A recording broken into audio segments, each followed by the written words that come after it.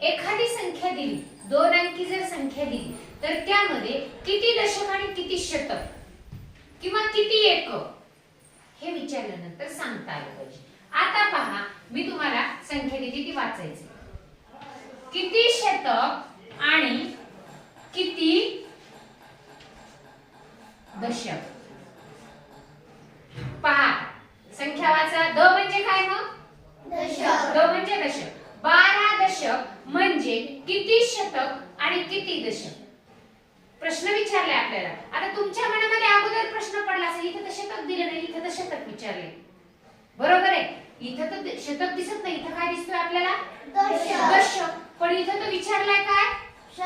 शतक विचारलाय. बघा, आपल्याला कोणती गोष्ट आधी लक्षात घ्यायची की 12 दशक आपल्याला जर पूर्ण लिहिता आले तर त्यामधला एकक पण कळेल, दशक पण कळेल आणि शतक पण कळेल.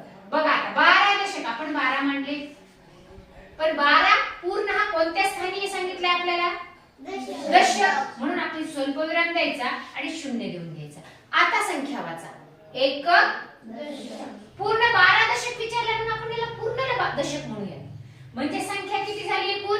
120 संख्या तयार झाली 12 दशक म्हणजे. आता यामधून आपण काढूया किती दशक आहेत मग याच्यामध्ये? 2 दशक झाले. बरोबर आहे. आणि शतक किती झाले? 1. आता आपण, तुमच्या मनात प्रश्न आला असेल की आपण इथं बघून लिहू शकतो. हा झाला दशक आणि हा झाला एकक. हा काय झाला? शतक. इथं दिलेल्या संख्येमध्ये जर आपण बघितलं तर इथं पटकन आपल्याला उत्तर लिहिता येईल की 12 दशक म्हणजे 1 शतक आणि 2 दशक. पण आपल्याला 12 दशक जर लिहायला सांगितले, 12 दशक म्हणजे किती संख्या तयार होते मग? 120. आता मी पुढचा एक उदाहरण देणार आहे आणखी. 15 दशक म्हणजे किती शतक आणि आता तुम्ही सांगायचे किती दशक. सांगा बरं. दशक किती त्याच्यात? 5. छान. आणि शतक किती येतं? 1. छान. आता मी लिहिणार आहे 20 दशक बरोबर किती शतक आणि किती दशक. पटकन पण उत्तर देते. आता शतक किती आहेत सांगा? 2. आणि दशक किती आहेत? 0. बर, 20 दशक म्हणजे किती संख्या तयार होईल? कोणती सांगा मला? 200. शाबाश. कारण एकक आणि दशक. 20 दशक म्हटलं की संख्या कोणती तयार झाली? 200. आता मी उलट देते बघा. याच्या उलट देऊया. आधी आपल्याला दशक दिला, त्याच्यातून शतक आणि दशक वेगळा करायला सांगितलं. आता मी शतक आणि दशक देणार आहे. त्यातून बघा, 1 शतक आणि 4 दशक बरोबर मला सांगा किती दशक तयार होतील? 14 दशक. शाबाश. 14 दशक. 14 दशक म्हणजे कोणती संख्या तयार होईल आता सांगा मला? 140. Very good. कारण एकक आणि दशक बरोबर हा दशक विचारला आपल्याला, म्हणजे ही संख्या झाली. चला, 5 शतक आणि 3 दशक बरोबर किती बरं दशक तयार होतील? 53. छान. आणि संख्या कोणती तयार होईल? 530. 530. आपल्याला कोणती संख्या विचारू द्या. हे झालं दशकच्या संदर्भात. जर आपल्याला याच्या पुढे जाऊन विचारलं की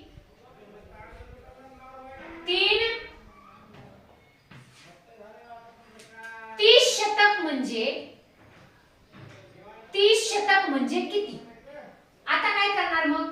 30 शतक बरोबर किती म्हणजे कोणती संख्या तयार होईल? मग त्यावेळेस तुम्ही काय करणार? बघूयात आपण. बघा, काय विचारलं? 30 शतक म्हणजे कोणती संख्या तयार झाली. तर आता काय करायचं? 30 हे कोणत्या स्थानी आले पाहिजे? शतक स्थानी आले पाहिजे. मग 30 लिहायचे आणि याला शतक येईल असं लिहायचं. हे एकक, हे दशक आणि हे शतक. म्हणजे संख्या कोणती तयार झाली? संख्या कोणती तयार झाली? म्हणजे जे शतक विचारू द्यात, कोणते दशक विचारू द्यात, हजार विचारू द्यात, ते आधी त्या स्थानावरती तो अंक ठेवायचा आणि पुढे शून्य देऊन ठेवायचं. म्हणजे तुम्हाला बरोबर दिलेल्या संख्या किती तयार होती ती आपल्या लक्षात येते. आता पुढे आणखी एक विचारते म्हणजे तुमचं आणखी पुढचा घटक हा क्लिअर होऊन जातो. आता मी सांगितलं 42 शतक. सांगा 42 शतक म्हणजे किती संख्या तयार होईल बरं?